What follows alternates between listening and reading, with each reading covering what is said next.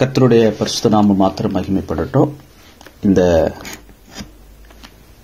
December மாதம் 2023 நாம ஏறக்குறைய மார்ச் 2023 இந்த 9 மாதங்கள் காஸ்பல் ஃபார் ஆல் நேஷன்ஸ் என்ற குழுவோடு கூட பயணிக்க கர்த்தர் எனக்கும் பாராட்டின தயவுக்காக, இரக்கங்களுக்காக நான் கர்த்தரை ஸ்தோத்திரிக்கிறேன். இது ஒரு பெரிய பாக்கியம்.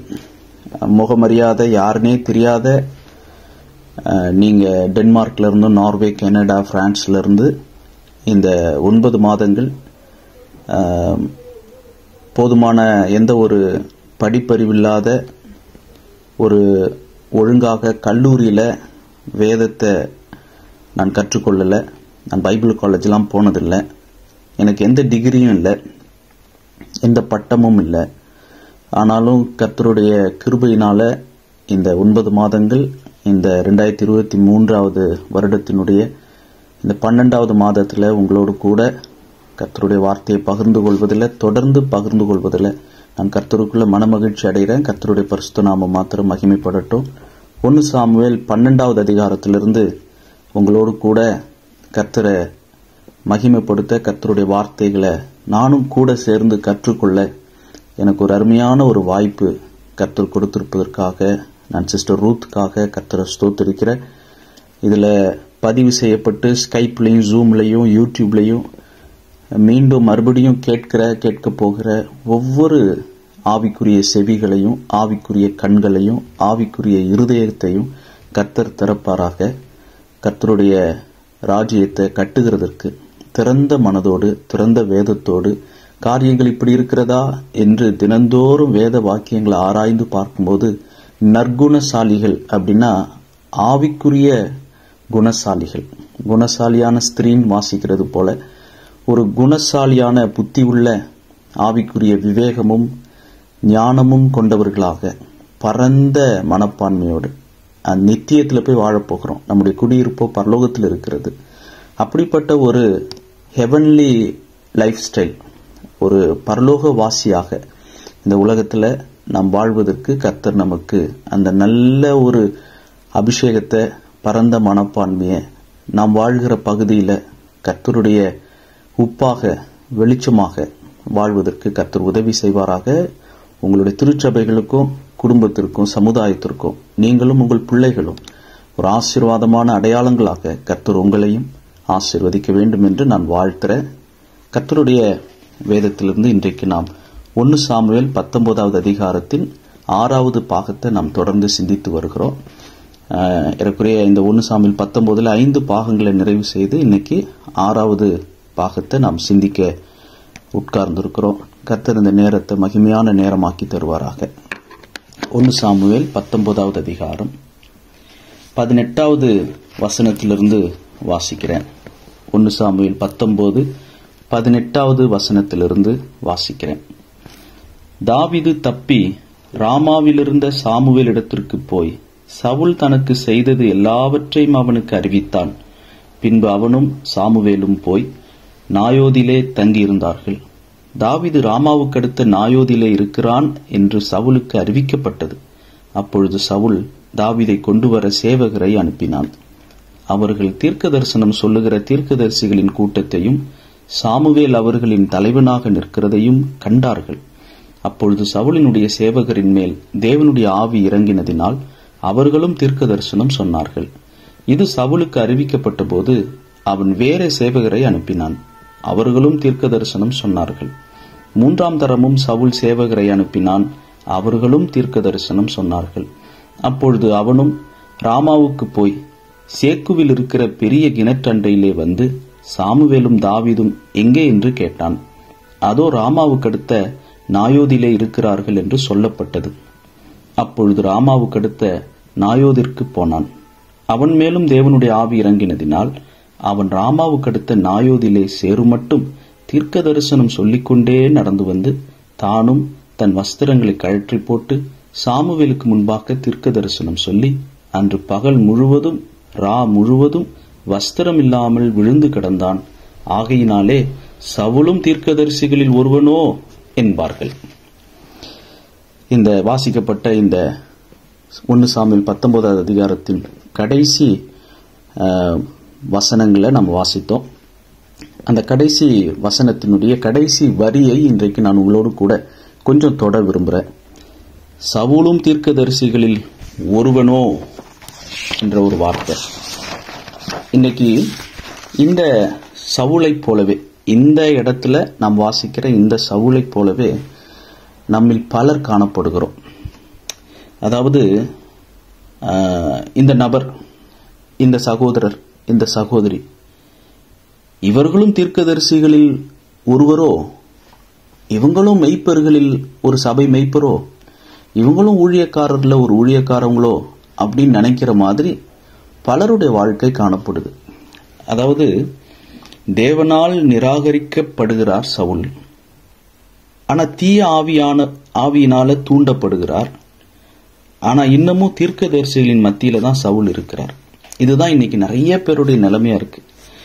தேவனால் நிராகரிக்கப்பட்டிருக்கிறாங்க, அசுத்த பிசாசின் ஆவியினால, தீய ஆவியினால தூண்டப்படுறாங்க, ஏவப்படுறாங்க. பிசாசு தான் பின்னாடி இருந்து அவங்களை ஏக்குறான். ஆனா இன்னமும் தீர்க்கதரிசிகளின் மத்தியில கூட்டத்துல தான் காணப்படுறாங்க. அது ஆங்கிலத்தில் எப்படி அழகா எழுதி இருந்ததுன்னா, Saul was rejected of God or by God and actuated by an evil spirit and yet among the prophets. தேவனால் நிராகரிக்கப்பட்டு பிசாசினால ஏவப்பட்டு இன்னும் ஊழியக்காரர்கள் பரிசுத்தவான்கள் மத்தியிலேயே காணப்படுகிற ஒரு நிலை. அதனால சொல்லப்படுகிற ஒரு பழமொழி, ஒரு வார்த்தை என்ன? சவுலும் தீர்க்கதரிசிகளில் ஒருவனோ. சர்ச்சில் இருக்கிறதுனால, பலிபீடத்தில் நிக்கிறதுனால, பைபிள் பேச தெரிஞ்சதுனால, பாட்டு பாட தெரிஞ்சதுனால எல்லாரெல்லாம் ஊழியக்காரராயிட முடியாது. வெள்ளை சட்டை போட்டவங்க மத்தியில வெள்ளை சட்டை போட்டுக்கிட்டு, நகை போடாதவங்க மத்தியில நானும் நகை போடாம இருந்துகிட்டு, எனக்கும் கொஞ்சம் கீர்த்தனை பாட்டு தெரியும், நானும் இதெல்லாம் செஞ்சிருக்கிறேன், இங்கெல்லாம் போயிருக்கிறேன், இவ்வளவு பேர் எனக்கு தெரியும் அப்படின்றதுனால உடனே ஆண்டவர் வந்து நீயும் பரலோகவாசின்னு சொல்லிடுவாரா என்ன?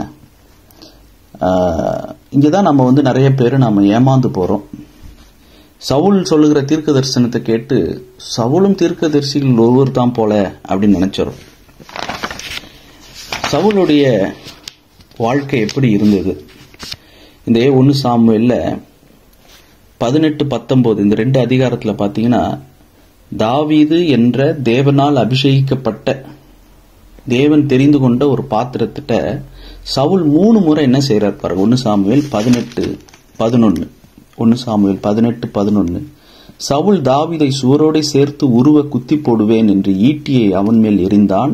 ஆனாலும் தாவீது விலகி 2 தரம் அவனுக்கு தப்பினான். 2 முறை ஈட்டியினால தாவீத கொல்ல பார்த்திருப்பதாக இந்த வசனத்துல வாசிக்கிறோம். 19வது அதிகாரத்தின் வசனங்கள் 9-10 வாசிக்கிறோம். 1 சாமுவேல் 19 வசனங்கள் 9-10. கர்த்தரால் விடப்பட்ட பொல்லாத ஆவி சவுலின் மேல் வந்தது. அவன் தன் வீட்டில் உட்கார்ந்து தன் ஈட்டியை கையிலே பிடித்துக் கொண்டிருந்தான். தாவீது தன் கையினாலே சுரமண்டலம் வாசித்தான். அப்பொழுது சவுல் தாவீதை ஈட்டியினாலே சுவரோடு சேர்த்து உருவ குத்தி போட பார்த்தான். ஆனாலும் இவன் சவுலுக்கு விலகினதினாலே அவன் எரிந்த ஈட்டி சுவரிலே பட்டது. தாவீதோ அன்று ராத்திரி ஓடி போனான், தப்பித்துக் கொண்டான். 3 முறை தாவீத ஈட்டியினால கொல்லுவதற்கு சவுல் முயற்சி செஞ்சிருக்கிறார். இது இல்லாம அடுத்து இந்த 3 ஈட்டிக்கு, அதாவது சுயமாக தானே கொலைகாரனாக தாவீதை கொலை செய்வதற்கு முயற்சி பண்றார். 3 முறை அட்டெம்ப்ட், 3 ட்ரை, 3 முயற்சி.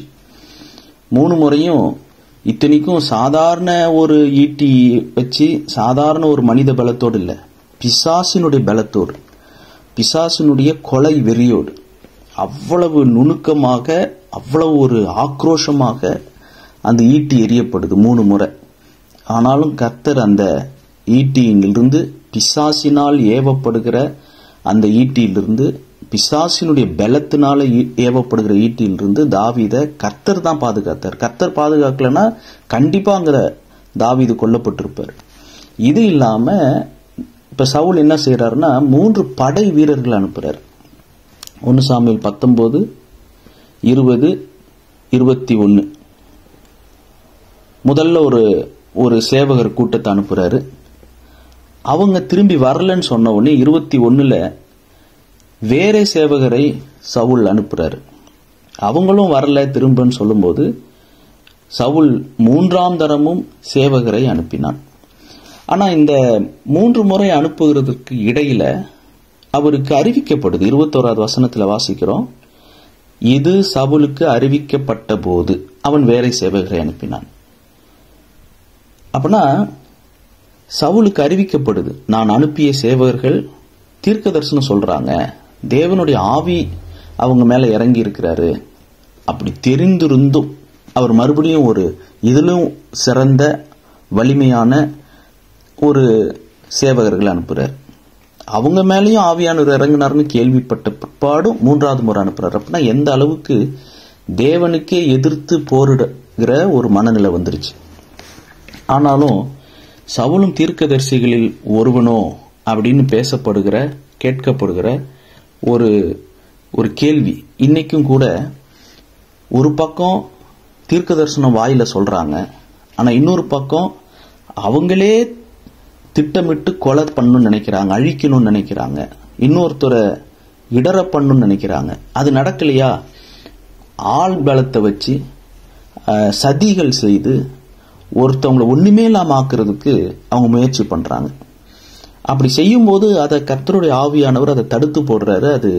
அது வாய்க்கல அப்படின்னு தெரிஞ்சும் 2வது முறை, அது தெரிஞ்சும் 3வது முறை, இப்படி ஒரு ஆண்டவருக்கே எதிர்த்து போராடுகிறவர்களை பார்க்கும்போது நாம சவுலும் மிஷினரிகளில் ஒருவனோ, சவுலும் பாஸ்டர்களில் ஒருவனோ, சவுலும் ஊழியக்காரர்கள் ஒருவனோ, இந்த சிஸ்டர் நம்ம என்னமோ நினைச்சோமே, ஆனா ஊழியர்களில் ஒருவராக இவங்க இருக்கிறாங்களா இல்லையா அப்படின்ற ஒரு சந்தேகம், அப்படின்ற ஒரு கேள்வி பலருக்கு எழுப்புகிற அளவுக்கு இன்னைக்கு நடந்துக்கிறாங்க.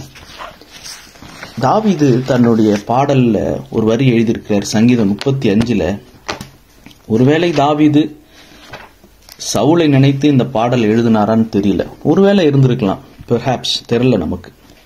சங்கீதம் 35 12, 13, 14, சங்கீதம் 35 12, 13, 14. நான் செய்த நன்மைக்கு பதிலாக தீமை செய்கிறார்கள், என் ஆத்துமா திக்கற்று போக பார்க்கிறார்கள்.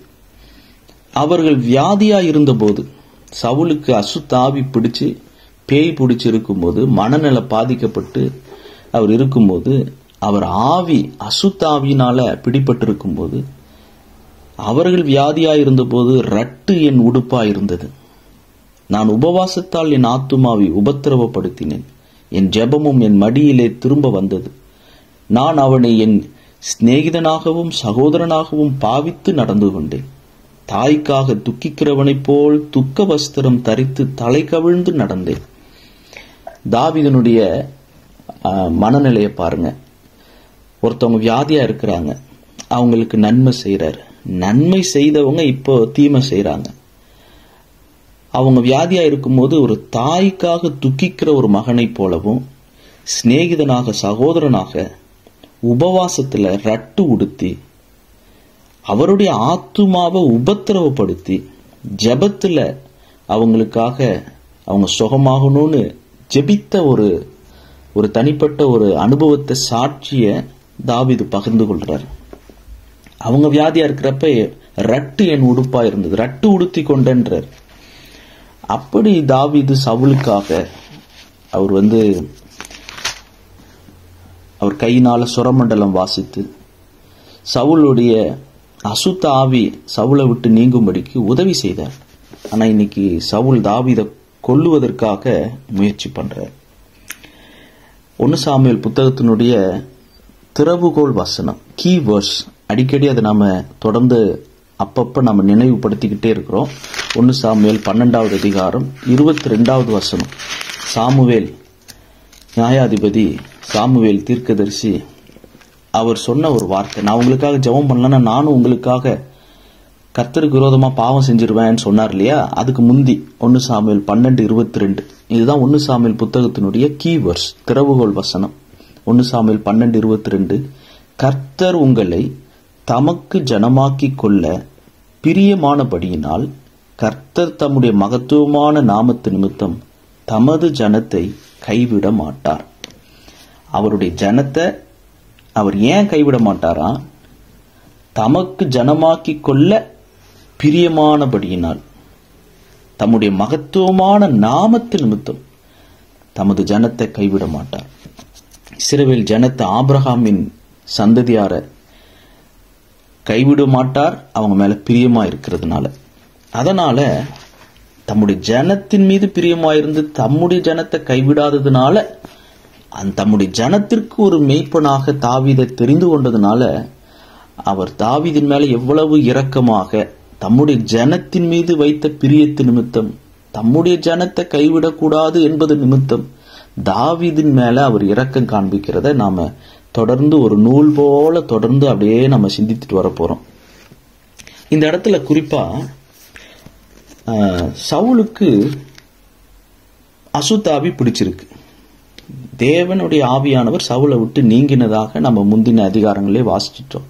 ஆனா இங்க குறிப்பாக கர்த்தருக்கு எதிர்த்து கர்த்தருடைய ஆவியானவரே நேரடியாக தாவீதுக்காகவும் சவுலுக்காகவும் பாதுகாத்து போராடுகிறார் என்பதை அறிந்தும் சவுல் எதிர்க்கும் போது, சவுலும் புறப்பட்டு அங்க ராமாவுக்கு வரும்போது தேவனுடைய ஆவியானவர் சவுல் மேலையும் இறங்குறத நம்ம வாசிக்கிறோம்.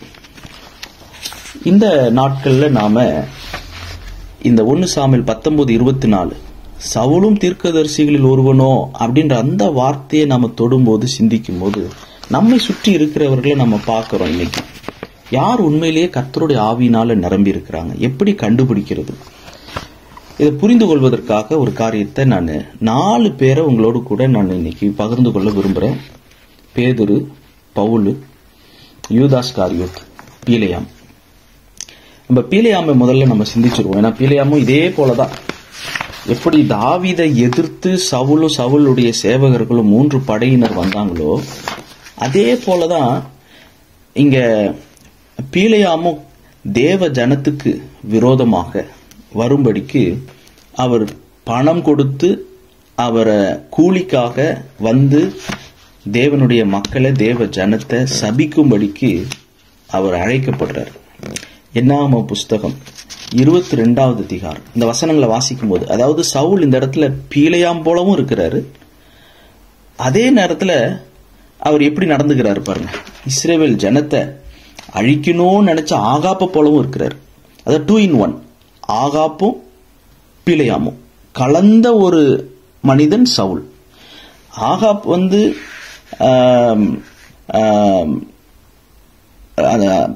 அந்த இஸ்ரவேல் மக்கள் அழிக்கணும்னு நினைக்கிறாரு. ஆனா இங்க பீலேயாம் வந்து கர்த்தருடைய ஆவியானவரால் நிரப்பப்பட்டு அவங்கள ஆசீர்வதிக்கிறார். இந்த மனநிலை தான் இங்க சவுலுக்கு இருக்கிறத நம்ம வாசிக்கிறோம். என்னாகம புஸ்தகம் 22 35வது வசனம். என்னாகமும் ஆகாப்புல பாலாக். நல்லா கவனிங்க. என்னாகமும் 22:35. கர்த்தருடைய தூதனானவர் பீலேயாமை நோக்கி, அந்த மனிதரோட கூட போ, நான் உன்னோட சொல்லும் வார்த்தையை மாத்திரம் நீ சொல்ல கடவாய் என்றார். இதுக்கு முன்னாடி கழுதைக்கு கண்ணு திறக்குது, பீலேயாமுக்கு கண்ணு திறக்கல. அப்புறம் கழுதையின் மூலமாக பீலேயாமுக்கும் கண்ணு திறக்கப்படுது. அப்படி இருந்தும் அவர் போனதுனால ஆண்டவர் துக்கப்படுறாரு. 35வது வசனத்துல கர்த்தருடைய தூதனானவர் பீலேயாமை நோக்கி என்ன சொல்றாருன்னா, அந்த மனிதரோட கூட போ, நான் உன்னோட சொல்லும் வார்த்தை மாத்திரம் நீ சொல்ல கடவாய் என்றார். அப்படியே பீலேயாம் பாலாக்கின் பிரபுக்களோட கூட போனான். இந்த பீலேயாம் எப்படி போனாரோ அது போலதான் இங்க சவுல் வந்து நடந்து கொள்றாரு. 38 பாருங்க, ஆண்டவர் என்ன சொல்றாரு, நான் உன்னோட சொல்லும் வார்த்தை மாத்திரம் நீ சொல்ல கடவாய். 38 பீலேயாம் பாலாக்கை நோக்கி, இதோ உம்மிடத்திற்கு வந்தேன், ஆனாலும் ஏதாகிலும் சொல்லுகிறதற்கு என்னாலே ஆகுமோ? தேவன் என் வாயிலே அளிக்கும் வார்த்தையே சொல்லுவேன் என்றான். 41 மறுநாள் காலமே பாலாக் பீலேயாமை கூட்டிக் கொண்டு அவனை பாகாலுடைய மேடுகளில் ஏற பண்ணினான். அவ்விடத்திலிருந்து பீலேயாம் ஜனத்தின் கடைசி பாளையத்தை பார்த்தான். எப்படி பீலேயாம் கர்த்தருடைய ஜனத்தின் கடைசி பாளையத்தை பார்த்தாரோ அதுபோல ராமாவில் சவுல் இங்க தாவீதையும் சாமுவேலையும் சாமுவேலுடைய தீர்க்கதரிசிகளின் கூட்டத்தையும் பார்க்கிறார்.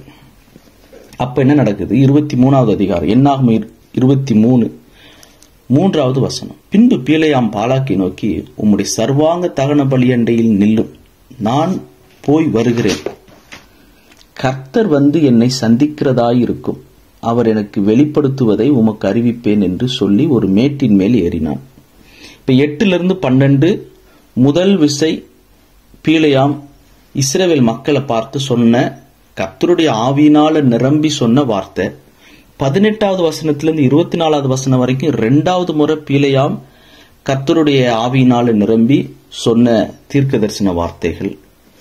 என்னாகும் 24:2-9 3வது முறை பீலேயாம் கர்த்தருடைய ஆவியினால நிரம்பி கர்த்தருடைய வார்த்தைகளை சொல்லுகிறத வாசிக்கிறோம். 3 முறை பீலேயாம் அவர் ஒரு தீர்க்க தரிசனமாக ஆசீர்வாதமான கர்த்தருடைய ஆவியினால நிரம்பி கர்த்தருடைய வார்த்தையை சொல்றார். என்னாகும் 23:8-12 முதல் விசை, என்னாகும் 23:18-24 2வது விசை, என்னாகும் 24:2-9 3வது விசை. இந்த 3 விதத்திலையும் 3 முறையும் பீலேயாம் கர்த்தருடைய ஆவியினால நிரம்பி என்ன சொல்றாருன்னா, யாக்கோபின் பிள்ளைகளை, ஈசாக்கின் பிள்ளைகளை, ஆபிரகாம் பிள்ளைகளை ஆசீர்வதிக்கிறார். ஆனா அவர் கூட்டிட்டு வந்தது எதுக்கு? சபிப்பதற்கு. ஆனா அவர் என்ன பண்றார்? கர்த்தருடைய ஆவியினால நிரம்பி தேவ ஜனத்தை ஆசீர்வதிக்கிறார். இதுக்கு வேதத்தை ஆராய்ச்சி செய்கிற பைபிள் கமெண்டேட்டர்ஸ் என்ன எழுதியிருக்கிறாங்கன்னா, அதான் எனக்கு ரொம்ப புதுமையா இருந்தது. எப்படி பீலேயாம் கர்த்தருடைய ஆவியினால நிரம்பி கர்த்தர் சொல்லுவதையே சொல்லி தேவ ஜனத்தை இஸ்ரவேல் மக்கள் ஆசீர்வதித்தாரோ, அதுபோல 1 சாமுவேல் 19 கர்த்தருடைய ஆவியானவரே சவுல் மேல இறங்கி, சவுளுடைய வாயிலிருந்து என்ன வந்ததுன்னா, எந்த தாவீதை அழிப்பதற்கு சவுல் வந்தாரோ அந்த தாவீதை குறித்து நன்மையானவைகளையே சவுல் வாயிலேயே பேச வச்சாராம்.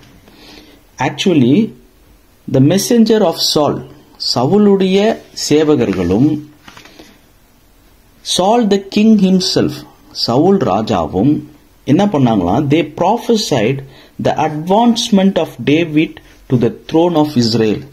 இஸ்ரவேல் தேசத்தின் சிங்காசனத்தின் மீது தாவீதே ராஜாவாக இருப்பார் என்று சவுல் வாயினாலும் சவுளுடைய சேவகர்கள் வாயினாலும், எப்படி பீலேயாம் வாயினால சபிக்க சொல்லி பாலாக் சொல்லும் போது கர்த்தருடைய ஆவியானவர் பீலேயாம் வாயிலிருந்து இஸ்ரவேல் ஜனங்களை ஆசீர்வதித்து பேசினாரோ, அதே மாதிரியான வார்த்தைகளை தான் சவுலும் சவுளுடைய சேவகர்களும் அவங்க வாயாலேயே கொல்ல வந்தவங்க, தாவீதே ராஜாவா இருப்பார், தாவீதே வருங்கால இஸ்ரவேலின் அனைத்து கோத்திரங்களுக்கும் ராஜாவா இருப்பார், இது மாதிரியான வார்த்தைகள் இங்க எழுதப்படல.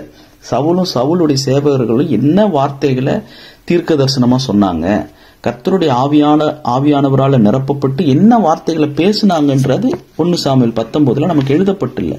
ஆனா அந்த ஒரு பகுதியை வாசிக்கலாம்.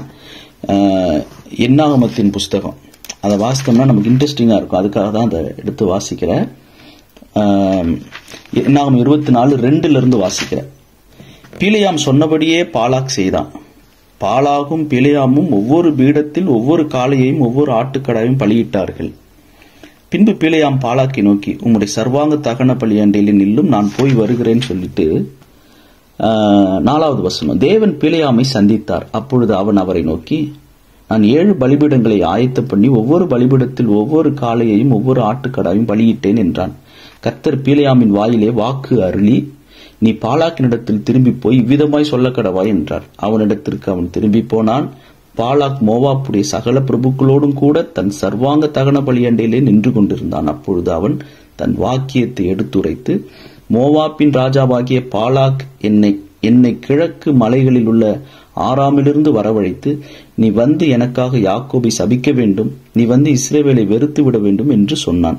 தேவன் சபிக்காதவனை நான் சபிப்பதெப்படி? கர்த்தர் வெறுக்காதவனை நான் வெறுப்பதெப்படி? கல்மலை உச்சியிலிருந்து நான் அவனை கண்டு குன்றுகளிலிருந்து அவனை பார்க்கிறேன். அந்த ஜனங்கள் ஜாதிகளோட கலவாமல் தனியே வாசமாயிருப்பார்கள். யாக்கோபின் தூளை எண்ணத்தக்கவன் யார்? இஸ்ரவேலின் காற்பங்கை எண்ணுகிறவன் யார்? நீதிமான் மரிப்பது போல் நான் மரிப்பேனாக, என் முடிவு அவன் முடிவு போல் இருப்பதாக என்றான். அப்பொழுது பாலாக் பீலேயாமை நோக்கி, நீர் எனக்கு என்ன செய்தீர்? என் சத்துருக்களை சபிக்கும்படி உம்மை அழைப்பித்தேன், நீர் அவர்களை ஆசீர்வதிக்கவே ஆசீர்வதித்தீர் என்று அவன் கை தட்டி பாலாக்கு வெரி குட் 3 முறை உன்னை சபிக்க சொன்னா 3 முறை ஆசீர்வதிச்சேன்னு சொல்லி பாலாக்கு சொல்றத வாசிக்கும். இந்த மாதிரியான வார்த்தைகளை தான் சவுல் அங்க தீர்க்க தரிசனமாக சொல்லி இருக்கலாம். தாவீதை குறித்து சபிக்காம ஆசீர்வதித்து, தேவன் சபிக்காதவனை நான் சபிப்பது எப்படி, தேவன் வெறுக்காதவனை நான் வெறுப்பது எப்படி அப்படின்னு பிலேயாம் சொன்ன மாதிரியே 1 சாமுவேல் 19 சவுலே சொல்றார். அங்க இருந்தவங்க எல்லாம் கேட்கிறாங்க. அதனாலதான் இப்படி பேசப்பட்டது. 1 சாமுவேல் 19 கடைசி வரி, சவுலும் தீர்க்கதரிசிகளில் ஒருவனோ. நல்லா யோசிச்சு பாருங்க. இன்னைக்கு நமக்கு எதிர்த்துன்னு சொல்றதை விட கர்த்தருடைய திட்டத்துக்கு எதிர்த்து ஒரு ஊழியர் இன்னொரு ஊழியரை தாக்குறது, ஒரு சபை இன்னொரு சபையை தாக்குறது, புத்தகத்தின் வழியாக, யூடியூப் வழியாக, பத்திரிகையின் மூலமாக தாக்கி நாங்க உண்மையை உறக்க சொல்கிறோம், நெற்றிக்கண் திறப்பினும் குற்றம் குற்றமே, அது நாங்க எடுத்து சொல்றோம்னு சொல்ற பேச்சுல, முறையில, முயற்சியில தேவையில்லாம என் கையாளி என் கண்ணை குத்திக்கிற மாதிரி நாம் தேவனுடைய பிள்ளைகளே ஒருவருக்கொருவர் நாம சண்டை போட்டு வாக்குவாதம் பண்ணி அதனால புறஜாதியார் மத்தியில தேவனுடைய நாமம் தூஷிக்கப்படுகிறதுக்கு ஒரு விதமான அது வாக்குவாதம் நீதிமன்றத்துக்கெல்லாம் போற அளவுக்கு ஒவ்வொரு திருச்சபைகள்லையும் அங்க உள்ள கமிட்டி மெம்பர் யாரு அப்படின்ற எலெக்ஷன் நடக்கிறதுக்கு போலீஸ் பாதுகாப்பு பந்தோஸ்தோட இன்னைக்கு இந்தியாவில எல்லாம் எத்தனையோ சபைகள்ல எலெக்ஷனுக்கு போலீஸ் பாதுகாப்பு, திருச்சபையினுடைய வழக்குகள் எத்தனையோ கோர்ட்ல இருக்குது. இப்படியெல்லாம் அந்த அளவுக்கு மீறி சண்டை போடுறவங்கலாம் இருக்கிறாங்க. வெளிநாடுகளில் வழக்குகள்லாம் போக மாட்டாங்க. ஏன்னா காசு ஆகும், செலவாகும். குளூரில் போயிட்டு எதுக்கு நின்றுட்டு இருக்கணும்னு நினச்சிக்கிட்டு என்ன பண்ணுவாங்கன்னா அப்படியே நாசுக்கா கழட்டி விடுறது, ஃபோன் பண்ணால் எடுக்காமல் இருக்கிறது, முன்ன பழகின மாதிரி பழகிறது கிடையாது, அல்லது ஒருத்தவங்களை பற்றி கரும்புள்ளி பிளாக் மார்க் அவங்கள பற்றி மற்றவங்கள்ட்டெல்லாம் தூற்றுறது, எரிச்சல் மூட்டுறது, கோவப்படுத்துறது, வீணா வாய்ப்பேச்சு, வாயிலே சண்டை போடுறது, இந்த மாதிரி ஒருத்தவங்களை வளர்த்து விடாம அவங்கள பற்றி தூஷணமான வார்த்தைகள் அல்லது நெகட்டிவான காரியங்கள், எப்பயோ நம்ம நட்புல நல்லா பேசும்போது நம்மளோட பலவீனங்களை சொல்லியிருப்போம் இல்லையா, அதை கொண்டு வந்து மேடையில வந்து சொல்றது, இப்படியெல்லாம் சொல்லி தேவையில்லாம நாம இணைந்து தேவராஜ்யத்தை கட்டுறதை விட்டுட்டு எப்படி நாம அவங்கள நம்மளை விட்டு பிரிச்சு விடுறது, இந்த மாதிரிலாம் நிறைய நடந்துகிட்டு இருக்குது. ஆனா தேவனுடைய ஆவியானவர் என்ன பண்றாருன்னா, நாம யாரை சபிக்கணும்னு ஒருத்தவங்க நினைக்கிறாங்களோ அவங்கள வச்சு அவங்கள ஆசீர்வதிக்க வைக்கிறார். இதுதான் கர்த்தருடைய ஆவியானவர் செய்கிற செயல். சவுல் அங்க தேவனுடைய ஆவியினால நிரம்பி தீர்க்கதரிசனம் சொன்னார். எப்படி அசுத்த ஆவி நிரம்பின ஒரு மனிதன் தேவனுடைய ஆவியினால நிரம்பி தீர்க்கதரிசனம் சொல்லியிருப்பான் அப்படின்ற கேள்வியை சிந்திச்சோம்னா அதுக்கு பதில் என்னன்னா, நம்மளை யாரு சபிக்கணும்னு நினைக்கிறாங்களோ, எதிர்க்கணும்னு நினைக்கிறாங்களோ, அழிக்கணும்னு நினைக்கிறாங்களோ அவங்கள வச்சே நம்மளை ஆசீர்வதிக்க வைத்து, அவங்கள வைத்தே நம்மளை அழிக்காம நம்மளை கட்டுக வச்சு நம்மளுக்கு ஃப்ரெண்டா ஆக்குறது தான் கர்த்தருடைய வழி, கர்த்தருடைய ஆவியானவருடைய ஜெயக்கொடி. இதை நம்ம புரிந்து கொள்ளணும். அதுக்காக தான் இந்த பகுதியை நான் உங்களோட பகிர்ந்து கொள்றேன். 1 கொரிந்தியர் 14வது அதிகாரத்தை வாசித்தீங்கன்னா, கர்த்தருடைய ஆவியானவர் தீர்க்க தரிசன வரத்தின் மூலம் செயல்படும் போது என்ன நடக்குது? 1 கொரிந்தியர் 14வது அதிகாரம் 24-25. எல்லாரும் தீர்க்க தரிசனம் சொல்லுகையில் அவிசுவாசி ஒருவன் அல்லது கல்லாதவன் ஒருவன், வேதத்தை கற்காத ஒருவன் உள்ளே பிரவேசித்தால் அவன் எல்லாராலும் உணர்த்துவிக்கப்பட்டும் எல்லாராலும் நிதானிக்கப்பட்டும் இருப்பான். அவனுடைய இருதயத்தின் அந்தரங்களும் வெளியரங்கமாகும். அவன் முகங்கூப்புற விழுந்து தேவனை பணிந்து கொண்டு தேவன் மெய்யாய் உங்களுக்குள்ளே இருக்கிறார் என்று அறிக்கையிடுவான். இதுதான் சவுலுக்கு நடந்தது. சவுலுடைய இருதயத்தின் அந்தரங்கங்கள் வெளியரங்கமானுச்சு. ஒருவேளை இந்த வசனத்தை வைத்து நம்ம ஒப்பிட்டு 1 சாமுவேல் 19 சிந்திச்சோம்னா, பிலேயாம் எப்படி சபிக்க கூப்பிட்ட பிலேயாம் ஆசீர்வதித்தாரோ அதுபோல சவுல் ஆசீர்வதித்திருக்கலாம். 1, தாவீது தான் ராஜாவா வருவாரு என்று கர்த்தர் சொல்லுகிறார் அப்படின்னு சவுலே சொல்லியிருப்பாரு.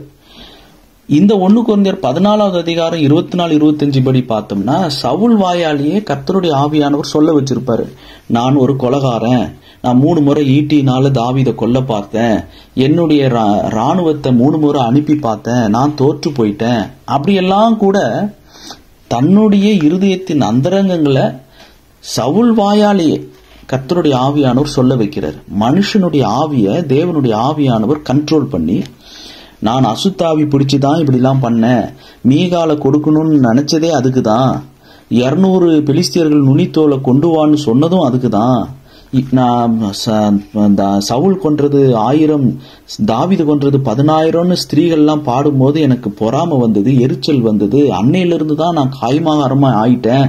இதெல்லாம் அறிக்கை பண்ணிருக்கலாம்.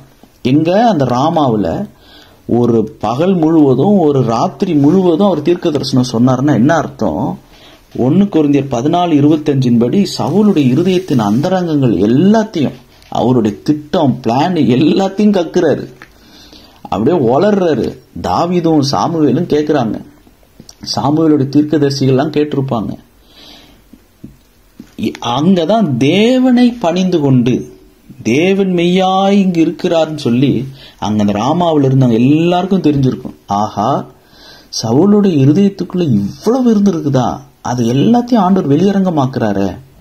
இதை கேட்டுக்கிட்டு இருக்கிற நீங்களும் நானும், நமக்கு விரோதமாக உருவாக்கப்படும் எந்த ஆயுதமும் வாய்க்காதே போகும் அப்படின்றது எந்த அளவுக்கு உண்மையோ, நாம இன்னொருத்தவங்களுக்கு விரோதமாக ஆயுதம் போல இருந்தோம்னா நாமும் வாய்க்காம போயிடுவோம். அதனால நாம யாருக்கு விரோதமாகவும் இல்லாம நமக்கு விரோதமா வரவங்களையும் ஆண்டவர் அதை ஒன்னும் வாய்க்காதபடி செய்கிறது தான் தேவனுடைய ஆவியானுடைய ஒரு பெரிய கிரியை.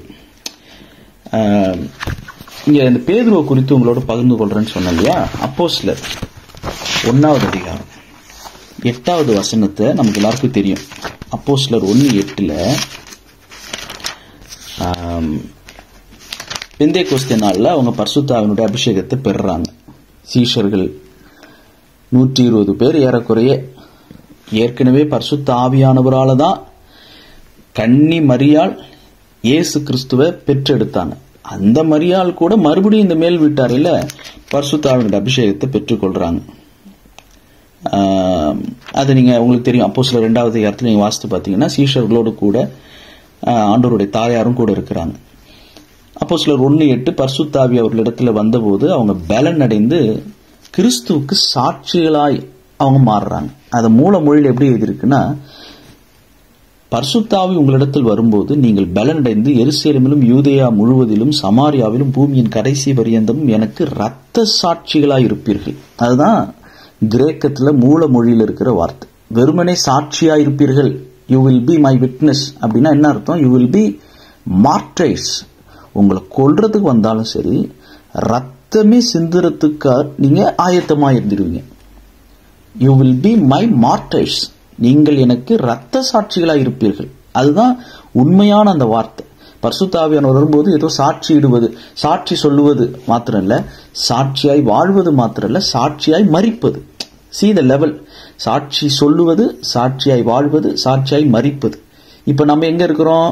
சாட்சி சொல்லுவது, வாரம் வாரம் சாட்சி சொல்லுகிறவர்கள். ஒரு சிலர் சாட்சியா வாழுறாங்க, வெகு சிலர் தான் சாட்சியா மரிக்கிறாங்க. இப்ப இந்த சாட்சியில 3 நிலை இருக்குது. நீங்க எப்படின்னு நீங்களே முடிவு பண்ணீங்க, நான் எப்படின்னு நான் முடிவு பண்ணிக்கிறேன். ஆனா இங்க சொல்லப்பட்டதுன்னா ரத்த சாட்சியாய் மரிப்பது. 2வது அதிகாரம் முதல் 4 வசனத்துலதான் நம்ம வாசிக்கிறோம். பலத்த காற்று அடிக்கிற முழக்கம் போல வானத்திலிருந்து சடிதாய் ஒரு முழக்கம் உண்டானது. அவர்கள் உட்கார்ந்த வீடு முழுவதும் நிரப்பிற்று. அப்பொழுது அக்கினிமயமான நாவுகள் போல பிரிந்திருக்கும் நாவுகள் அவர்கள் மேல காணப்பட்டு அவர்கள் ஒவ்வொரு மேலும் வந்து அமர்ந்தது. அப்போஸ்தலர் 2:4 அவர்கள் எல்லாரும் பரிசுத்த ஆவியினால் நிரப்பப்பட்டாங்க. ஆவியானவர் தங்களுக்கு தந்தருளின வரத்தின்படியே வெவ்வேறு பாஷைகளிலே பேசத் தொடங்கினார்கள். இப்ப கலாத்தியர் 2வது அதிகாரத்துக்கு வாங்களேன். கலாத்தியர் 2வது பரிசுத்த ஆவியினுடைய அபிஷேகத்தை பெற்று வெவ்வேறு பாஷைகளில் பேசி கர்த்தரை புகழ்ந்து துதித்து அவங்க நாவினால தேவனை புகழ்ந்து பாடுறாங்க, துதிக்கிறாங்க. கலாத்தியர் 2வது அதிகாரம் 11வது வசனத்திலிருந்து, பேதுரு அந்தியோக்கியாவுக்கு வந்தபோது அவன் மேல் குற்றம் சுமந்ததினால் நான் முகமுகமாய் அவனோட எதிர்த்தேன். எப்படி எனில், யாக்கோபினிடத்திலிருந்து சிலர் வருகிறதற்கு முன்னே அவன் புறஜாதியாருடனே சாப்பிட்டான். யூதர் அல்லாதவங்க கிறிஸ்தவர் ஆயிருக்காங்க, அவங்க கூட உட்கார்ந்து சாப்பிடுறாரு. யூதர் பின்னணியிலிருந்து வந்த கிறிஸ்தவர்கள் வந்த போதோ விருத்த சேதனம் உள்ளவர்களுக்கு பயந்து விலகி பிரிந்தான். மற்ற யூதரும் அவனுடனே கூட மாயம் பண்ணினார்கள். அவர்களுடைய மாயத்தினாலே பர்னபாவும் இழுப்புண்டான். என்ன உற்சாகப்படுத்தி பவுலையும் பர்னபாவையும் அந்தியோக்கியாவிலிருந்து நான் அழைத்த ஊழியத்திற்கென்று அவங்களை பிரித்து விடுங்கள்னு ஆவியானவர் திருவுளம் பற்றின எனக்கு சீனியரா இருக்கிற பர்னபா பவுல்னா சொல்லப்பட்டது. பிற்காலத்துல பவுல் பர்னபான்னு மாறிச்சு. அந்த பர்னபாவும் இந்த பேதுருனுடைய இந்த மாயத்தினால, மனித பயத்தினால, மனுஷருக்கு பயந்ததுனால பர்னபாவும் இழுப்புண்டான். மற்ற யூதரும் பேதுருவுடனே கூட மாயம் பண்ணினார்கள். பேதுருவும் மாயம் பண்ணினார்னு அர்த்தமாகுது. பேதுரு விருத்த சேதனம் உள்ள கிறிஸ்தவர்களுக்கு, யூத கிறிஸ்தவர்களுக்கு பயந்து, புறஜாதியா பின்னணியிலிருந்து வந்த கிறிஸ்தவர்களுக்கு அவர்களை விட்டு விலகி பிரிந்தான். யார் பண்றது இதெல்லாம்? அபிஷேகம் பெற்ற பெந்தேகோஸ்தின் அனுபவத்தை பெற்றது மட்டும் இல்ல, பெந்தேகோஸ்தே நாளில் முதல் பிரசங்கத்தை செய்து அவ்வளவு வல்லமையா பிரசங்கம் பண்ணாரு. அனனியா சப்பிரால் அவங்க செத்து போனாங்க. ஒரு பொய் சொன்னதை கூட கர்த்தருடைய ஆவியானவர் மறைப்பாரா அப்படின்னு பேசி தைரியமா பேசினவர். பேதுருடைய நிழல் பட்டு சுகமானாங்க. அப்படிப்பட்ட பேதுருவும் கூட, அப்படிப்பட்ட பேதுருவே மனுஷருக்கு பயந்து, ஒருத்தவங்களை விட்டு பிரிஞ்சு, மாயம் பண்ணி, நடிச்சு, ஒரு ஃபியர் ஆஃப் மென், மனுஷருக்கு பயப்படுற பயம் கண்ணியை வருவிக்கும், பயந்து இப்படி மாயம் பண்ணி பர்னபாவையும் இழுப்புண்டு போகிறதுக்கு, மற்றவங்களும் இடறதுக்கு காரணமா இருக்க கூடுமானால், இப்போ 1 சாமுவேல் 19:24 வாசிக்கலாமா? சவுலும் தீர்க்கதரிசிகளில் ஒருவனோ, பேதுருவும் பெந்தேகோஸ்தின் அனுபவத்தை பெற்றவரோ அப்படின்ற ஒரு கேள்வி வருது இல்ல. இது பேதுருவுக்கே வரும், சவுலுக்கே வரும் அப்படின்னா உங்களையும் என்னையும் தராசுல வச்சு பார்த்துக்கலாம். மத்தேயு 16 இல்ல நாம இன்னைக்கு பாக்குறோம்ல, நிறைய பேர் பிஷப், ரெவரண்ட், பாஸ்டர், தீர்க்கதரிசி, அப்போஸ்டல், எவாஞ்சலிஸ்ட், நிறைய பேர் என்னென்னமோ சொல்றாங்க. பிரதர்ன்றாங்க, தேவனுடைய மனுஷன், தேவனுடைய மனுஷி, எல்லா டைட்டிலையும் தான் சொல்றேன், ஒருத்தரை சொல்ல எல்லாரையும் தான் சொல்றேன். இவங்களெல்லாம் நம்ம என்னன்னு நினைக்கிறது எப்படி? ஆனா மனுஷருக்கு பயப்படுறாங்களே. காணிக்க கொடுக்கறவங்க ஒரு மாதிரி நடத்துறாங்க, அதிக காணிக்க கொடுக்கறவங்க ஒரு மாதிரி நடத்துறாங்க, சும்மா வந்துட்டு போறவங்களை எப்படி நடத்துறாங்களே. மத்தேயு 16:17 பாத்தீங்கன்னா வெளிப்பாடு இருந்துச்சு, ஆனா தேவ பார்வை இல்லை. மத்தேயு 16:17 இயேசு கிறிஸ்துவே சாட்சி கொடுக்கிறாரு. இயேசு பேதுருவை நோக்கி, யோனாவின் குமாரனாகிய சீமோனே, நீ பாக்கியவான், மாம்சமும் ரத்தமும் இதை உனக்கு வெளிப்படுத்தவில்லை, பரலோகத்தில் இருக்கிற என் பிதா இதை உனக்கு வெளிப்படுத்தினார். இயேசு கிறிஸ்து யார்? அவர் ஜீவனுள்ள தேவனுடைய குமாரனாகிய கிறிஸ்து என்கிற வெளிப்பாடு இருந்துச்சு பேதுருக்கு. ஆனா அதே அதிகாரம் 18:23 வாசிக்கிறோம். 23வது வசனம், அவரோ திரும்பி பேதுருவை பார்த்து, சிலுவையை குறித்து பேசின உடனே பேதுரு, ஆண்டவரே, இது உமக்கு நேரிடக்கூடாதே, இது உமக்கு சம்பவிப்பதில்லை என்று அவரை கடிந்து கொள்ள தொடங்கினான். உடனே தீர்க்க தரிசனம் மாதிரி, ஆண்டவரே, இது உமக்கு சம்பவிக்காது, நீங்க சிலுவைக்கெல்லாம் போக மாட்டீங்க, போகக்கூடாது, போக மாட்டீங்க அப்படின்னு சொன்ன உடனே இயேசு பேதுருவை திரும்பி பார்த்து, எனக்கு பின்னாக போ சாத்தானே, நீ எனக்கு இடரலா இருக்கிறாய், தேவனுக்கு ஏற்றவைகளை சிந்தியாமல் மனுஷருக்கு ஏற்றவைகளை சிந்திக்கிறாய். எத்தனை முறை நம்ம நல்ல மேடையில பேசுறோம், நல்லாலாம் ஆராதிக்கிறோம், ஆனா எத்தனை முறை அப்படியே நைஸா சில பேரை கைட்டி விட்டுறோம், நைஸா சில பேரை நம்ம இதெல்லாம் நடக்கக்கூடாது, இப்படிதான் செய்யணும், அப்படிதான் செய்யணும்னு சொல்லி தேவனுக்கு ஏற்றவைகளை சிந்தியாம மனுஷருக்கு ஏற்றவைகளை சிந்திக்கிறோம். எப்படி நான் இங்க ஃபேமஸா இருக்கிறது, நான் மட்டும்தான் ஃபேமஸா இருக்கணும், என்ன மட்டும்தான் மதிக்கணும், நான் மட்டும்தான் இங்க அருமையா ஒரு செய்தி கொடுத்தாரு இன்னொருத்தரை சொல்லிடக்கூடாது, என்ன மட்டும்தான் சொல்லணும். இன்னொருத்தர் சொன்னாங்கன்னா அவரை எப்படி நாம வெளியே தள்ளுறது, அவரை எப்படி நம்ம கூட சேர்த்துக்காம இருக்கிறது. இந்த மாதிரியான ஒரு சூழ்ச்சி, இந்த மாதிரியான மனித பயம், இந்த மாதிரியான சிலுவைய ஒதுக்கி தேவனுக்கு ஏற்றவைகளை சிந்திக்காம மனுஷருக்கு ஏற்றவைகளை சிந்திக்கிறவங்களை இயேசு கிறிஸ்து எப்படி பார்த்தாருன்னா சாத்தானாக பார்த்தார். ரெவலேஷன் இருந்தது. இன்னும் 18வது வசனத்துல கிறிஸ்துவோடு சேர்ந்து சபையை கட்டுகிறதற்கும் ஆண்டவர் அதிகாரம் கொடுத்திருக்கிறாரு. ஆனாலும் தேவ பார்வை இல்லை. சரி, பேதுருவை பார்த்து பவுல் தான் அப்படி கண்டிச்சு பேசினார்னு பார்த்தா அப்போஸ்தலர் 15வது அதிகாரத்துல அந்த பவுல் அப்போஸ்தலர் 15:37 பர்னபா என்பவன் மார்க் என்னும் பெயர் கொண்ட யோவானை கூட அழைத்து கொண்டு போக வேண்டும் என்றான். பவுலோ, அவன் பம்பிலியா நாட்டிலே நம்மை விட்டு பிரிந்து நம்மோட கூட ஊழியத்துக்கு வராததினால் அவர் போன கூட்டத்துக்கு வரல, போன முறை அவர் காணிக்க கொடுக்கல, தசமபாக லிஸ்ட்ல அவர் பேர் இல்லை, அதனால அழைத்து கொண்டு போகக்கூடாது. அதனால இந்த கூட்டத்தில் இந்த கமிட்டியில அவர் சேர்த்துக்க கூடாது, இந்த முறை அவருக்கு மைக் கொடுக்க கூடாது.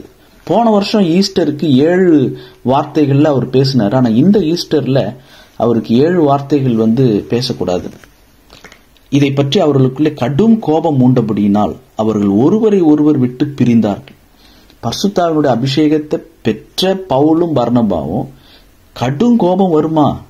ஒருவரை ஒருவர் விட்டு பிரிவாங்களா? பிரிந்து பர்னபா மார்க்கை கூட்டிக் கொண்டு கப்பலேறி சீப்ரு தீவுக்கு போனார். பவுலோ சீலாவை தெரிந்து கொண்டு சகோதரர்களால் தேவனுடைய கிருபைக்கு ஒப்புவிக்கப்பட்டு புறப்பட்டு சீரியாவிலும் சிலிசியாவிலும் திரிந்து சபைகளை திடப்படுத்தினார். இவங்களே இங்க பிரிஞ்சு போறாங்களே, சவுலும் தீர்க்கதரிசிகளில் ஒருவனோ அப்படின்ற அந்த கேள்வி மாதிரி இன்னைக்கு இந்த மாதிரி கடும் கோபம் வந்து ஒருவரை விட்டு ஒருவர் பிரிந்து போறவங்களெல்லாம் எந்த லிஸ்ட்ல வைக்கிறது? அதனாலதான் யாக்கோபில் நாம் வாசிக்கிறோம். யாக்கோபு 3வது அதிகாரம் 2வது வசனம், நாம் எல்லாரும் அநேக விஷயங்களில் தவறுகிறோம். ஒருவன் சொல் தவறாதவன் ஆனால் அவன் பூரண புருஷனும் தன் சரீரம் முழுவதையும் கடிவாளத்தினாலே அடக்கிக் கொள்ளக்கூடியவனுமாயிருக்கிறான். நாம் எல்லாரும் அநேக விஷயங்களில் தவறுகிறவர்களாய் இருக்கிறோம். We all make many mistakes. பேதுருவும் தவறு செய்தார், அவரை கண்டித்த பவுலும் தவறு செய்தார், பர்னபாவும் மாயம் பண்ணினார். இதெல்லாம் சொல்றதுனால யாரும் சரி கிடையாதுன்னு நான் சொல்ல வரல, அல்லது பவுலையும் பர்னபாவையும் பேதுருவையும் நியாயம் தீர்க்கல, அவங்கள நியாயம் தீர்க்கிறதுக்கு எனக்கு தகுதி இல்லை. இதெல்லாம் வேதத்துல எழுதி இருக்குது. யாக்கோபும் சொல்றாரு, he was a practical apostle. எப்படி மற்றவங்களுக்கெல்லாம் ஒவ்வொரு பேர் இருக்கு, அன்பின் அப்போஸ்தலன், நம்பிக்கையின் அப்போஸ்தலன், விசுவாச அப்போஸ்தலன். யாக்கோபு நடைமுறையான அப்போஸ்தலன்.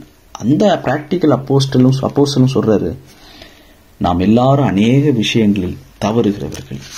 1 யோவான் 1வது அதிகாரம் 8வது வசனத்திலிருந்து வாசிக்கிறேன். 1 யோவான் 1:8 நமக்கு பாவம் இல்லை என்போமானால் நம்மை நாமே வஞ்சிக்கிறவர்களாயிருப்போம், சத்தியம் நமக்குள் இராது. நம்முடைய பாவங்களை நாம் அறிக்கையிட்டால் பாவங்களை நமக்கு மன்னித்து எல்லா அநியாயத்தையும் நீக்கி நம்மை சுத்திகரிப்பதற்கு அவர் உண்மையும் நீதியும் உள்ளவராய் இருக்கிறார். நாம் பாவம் செய்யவில்லை என்போமானால் நாம் அவரை பொய்யராக்குகிறவர்களாயிருப்போம், அவருடைய வார்த்தை நமக்குள் இராது. அதனால இங்க பவுலோ பேதுருவோ யாக்கோபோ நம்ம எல்லாரும் அவங்களுக்கே அப்படி இருந்துச்சுன்னா நம்மளாம் ஏமாத்துறோம். அதனால யாரையும், சில பேருக்கு வரம் இருக்கும் ஆனா கிருபை இருக்காது. சவுலுக்கு திடீர்னு வரம் கிரியை செய்தது, ஆனா கிருபை இல்லை. தாழ்மை உள்ளவர்களுக்கு தான் கிருபை அளிக்கிறார். சவுல் பெருமையா இருக்கும்போது தேவன் எதிர்த்து நிற்கிறார். அதனால நிறைய பேருக்கு இங்க கிஃப்ட்ஸ் இருக்கு, ஆனா வரம் தான் இல்லை. அதனால நம்ம ரொம்ப கவனமா இருக்கணும். மத்திய 7வது அதிகாரத்துல பேதுரு பவுல பார்த்துட்டோம், யூதாஸ் மாத்திரம் சொல்லி நான் முடிக்கிறேன். மத்திய 7வது அதிகாரம் தொடர்ச்சி அடுத்த கூட்டத்தில் இன்னும் கொஞ்சம் நம்ம சொல்லி முடிக்க வேண்டியது இருக்கு. மத்திய 7வது அதிகாரம் 21, 22, 23.